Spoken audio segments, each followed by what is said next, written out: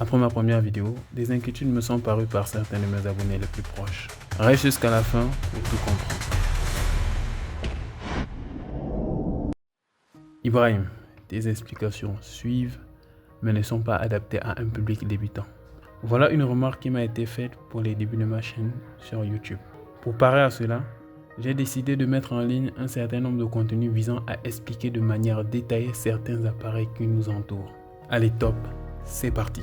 Nous allons commencer par l'élément qui est dans toute installation électrique. Je parle ici du disjoncteur.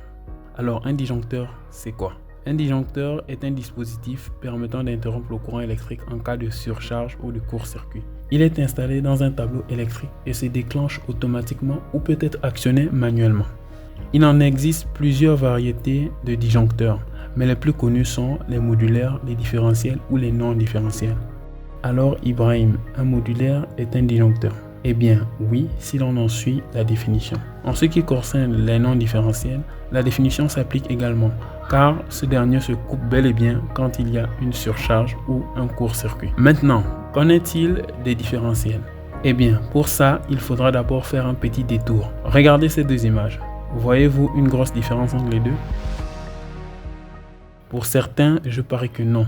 Et c'est bien normal. Même pour les jeunes formés dans le domaine, la confusion arrive très souvent entre l'interrupteur différentiel et le disjoncteur différentiel, tant par leur ressemblance comme vous le voyez ici. Seulement, observez bien ici. Sur l'interrupteur différentiel, on observe une indication bien précise de l'intensité. Or, sur le disjoncteur, on voit la lettre C en avant de l'indication. Voilà une astuce permettant réellement de différencier les deux. Mais bon, cela n'explique pas réellement la différence. Eh bien, théoriquement parlant, l'interrupteur différentiel est un élément de protection qui permet de protéger les personnes contre les effets néfastes du courant de fuite. C'est-à-dire, lorsqu'il détecte une sorte de masse présente dans l'installation, il saute afin de protéger l'ensemble des habitants de la maison. Par contre, le disjoncteur différentiel lui fonctionne comme un disjoncteur, mais aussi comme un interrupteur différentiel. Il se déclenche de manière automatique en cas de surcharge ou de court-circuit. Il coupe le circuit s'il détecte un défaut de courant pouvant représenter un danger pour les personnes. On peut alors dire très bien que c'est lui le GOAT de l'installation.